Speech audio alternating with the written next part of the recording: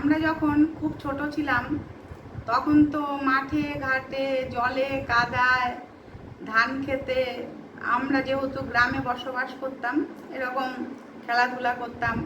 বৃষ্টি হলে পুকুরে গিয়ে ঝাঁপ দিয়ে স্নান করতাম, সাঁতার কাটতাম। তা ধান খেতে গিয়ে আলের মধ্যে দিয়ে ঘোরাঘুরি খেলাধুলো সবই করেছি, মাছ ধরেছি বর্ষাকালে। তাই তখন ভাবতাম কি যে তারপরে একটু বড় হলাম, বড় হওয়ার পরে চললো মায়ের শাসন, তখন আর ঘর থেকে বেরোতে দিত না, সব সময় শাসনে থাকতে হতো। এখন বেরোবে না, তখন বেরোবে না, এখন কোথাও যাবে না, স্কুল আর পড়াশোনা তখন সব বন্ধ হয়ে গেল, খেলাধুলা। তা তবু মায়ের শাসনে থাকলেও স্কুলে যেতাম, স্কুলে গিয়ে লুকোচুরি খেলা, আড্ডা দেওয়া, বন্ধুদের সঙ্গে টিফিন ভাগ করে খাওয়া, এই যে মজাগুলো ছিল প্রচুর মজা ছিল। ওই মজাগুলো করতে পারতাম বাড়িতে মায়ের শাসনে থাকলেও।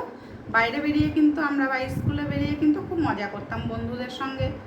তারপরে আস্তে আস্তে যখন বড় হলাম, বড় হওয়ার পরে দেখতাম যে আমরা যখন পড়াশোনা করতাম সন্ধেবেলা সব মায়েরা, কাকিমারা, ঠাকুমারা, দিদিমারা সবাই মিলে সব গল্প করতো, মানে যেটা আড্ডা হতো সেটা আমরা ঘরে বসে বসে পড়তাম ঠিকই, কিন্তু কানটা বাইরের দিকে থাকতো যে তারা কি গল্প করছে, মায়েরা কি গল্প করছে, ঠাকুমা দাদুরা কি গল্প করছে, একটু শুনি।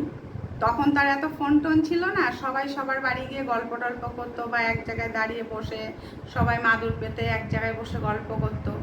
তা এরকম গল্প শোনার জন্য যখন পড়াটা বন্ধ করে চুপ করে বসে থাকতাম তখন মা ওখান থেকেই চিৎকার করতো, কি হলো, তোরা কি করছিস, তোদের মুখ বন্ধ কেন, আওয়াজ পাচ্ছি না কেন, পড়। আবার আমরা হয়তো পড়া শুরু করতাম, হয়তো কোনো কথা কানে এসেছে, খুব ইন্টারেস্ট লেগেছে, ওই কথাটা শুনবো, কিন্তু পড়ায় কি আর মন আসে, তখন পড়ায় তো আর মন আসে না।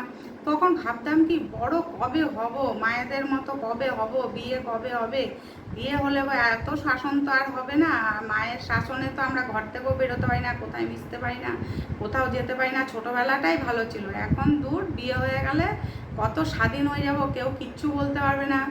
তারপর তো বড় হলাম, পরে বিয়ে হয়ে গেল, বিয়ের পরে তো দেখলাম যে অন্যরকম শাসন। তখন তো কেউ কারোর মুখ দেখা দেখি বন্ধ। আগে তো যাও স্কুলে যেতাম, বন্ধুদের সঙ্গে দেখা হতো, টিফিন ভাগ করে খাওয়া হতো, খেলাধুলা হতো, দৌড়াদৌড়ি হতো, লাফালাফি হতো, এই আনন্দগুলো ছিল। কিন্তু বিয়ের পরে তো পাড়ার যে কারোর মুখ দেখবো সেই মুখ দেখাটাও বন্ধ হয়ে গেল সবার। তাই যার যার সংসার নিয়ে তখন সে খুব ব্যস্ত হয়ে পড়লো। তাই কোনো মেয়ে তো আর শ্বশুরবাড়ি দিয়ে বেরোতে পারে না, যতক্ষণ না শ্বশুর শাশুড়ি নিয়ে বেরোবে, বর নিয়ে বেরোবে, ততক্ষণ তো বেরোতে পারবে না নিজে নিজে। তখন মনে মনে ভাবা শুরু হলো, এ কেমন সংসারে এসে পড়লাম, একটু নিজের স্বাধীনতা নেই।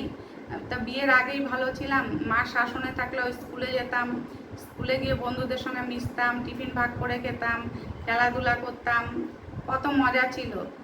এখন ভাবি কি ইস, ছোটো থাকছিলাম তখন ভালো ছিলাম, একদম যখন ছোট ছিলাম তখন সব থেকে ভালো ছিলাম। যে মাঠে ঘাটে ঘুরে বেরিয়েছি, খেলেছি, ধুলেছি, কিচ্ছু বলার কেউ ছিল না, কোনো শাসন ছিল না, বাঁধন ছিল না। একটু বড় হওয়ার পরে শাসনে থাকলেও বন্ধুদের সঙ্গে মিশতে পারতাম, সব আনন্দ ভাগ করতে পারতাম। কিন্তু যখন বিয়ে হলো তখন দেখি সবই উল্টো, মানে যা ভেবেছিলাম মনে মনে সব উল্টো হয়ে গেছে। তাই আমরা মানুষরা বা মেয়েরা বিশেষ করে কোনো বেলাতেই আমাদের কিন্তু কোনো সুখ নেই, না ছোটোবেলায়, না মধ্য বয়সে, না বড় হয়ে, না বিয়ের পরে। কোনো বয়সেই আমাদের কিন্তু সুখ নেই।